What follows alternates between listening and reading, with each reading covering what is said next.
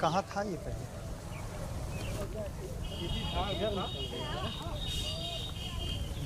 धान उनका है कि ऊपर आ जाइए, ऊपर आ जाइए भैया। ये कहाँ था ये? यहाँ खींच के लाए होंगे। नहीं, खुद तो नहीं आया होगा। हाँ, कोई खींच के लाया होगा यहाँ पर। अच्छा, बच्चा ले लिए ना। उसके ऊपर थोड़ा दूर से भैया, थोड़ा दूर दूर से, थोड़ा दूरी बनाए रखिए। जानवर है। नहीं देखिए, इसका पेट जो है ना फट चुका है। अच्छा, ये कैसे, हमें नहीं समझ में आ रहा कैसे फटा ये? अपने आप से तो नहीं फट सकता।